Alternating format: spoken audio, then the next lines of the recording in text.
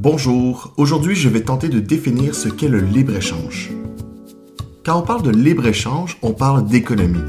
Avec cette doctrine économique, on veut une liberté de circulation des biens et des services avec les autres pays. L'objectif du libre-échange est donc de favoriser ces échanges à l'extérieur de son territoire. Pour y arriver, on supprime les taxes de la douane sur les produits qui proviennent d'ailleurs. Parmi les avantages du libre-échange, on retrouve une augmentation des échanges. On le souhaite, c'est quand même le but premier du libre-échange. Les prix sont plus bas pour les consommateurs. Quand on pense à des prix peu élevés, on pense à une augmentation des échanges parce que les consommateurs peuvent acheter plus de produits. Ils en ont donc plus pour leur argent. Avec le libre-échange, l'éventualité d'une guerre devient plus difficile à envisager, puisque les économies sont trop interconnectées.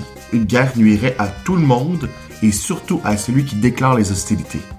La guerre en Ukraine en est un exemple. Finalement, le libre-échange permet aux pays de se spécialiser dans certains secteurs économiques.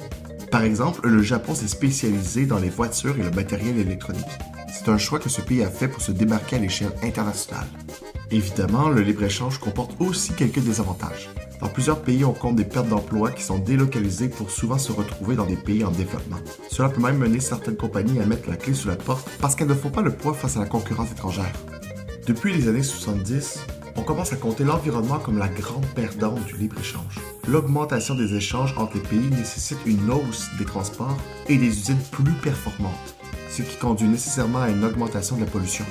Voilà ce qui fait un survol rapide de ce qu'est le libre-échange, cette doctrine économique qui prône l'échange entre les pays et qui s'oppose au protectionnisme. Le protectionnisme est d'ailleurs le sujet d'un autre épisode. Je t'invite à aller l'écouter si ce n'est pas encore fait.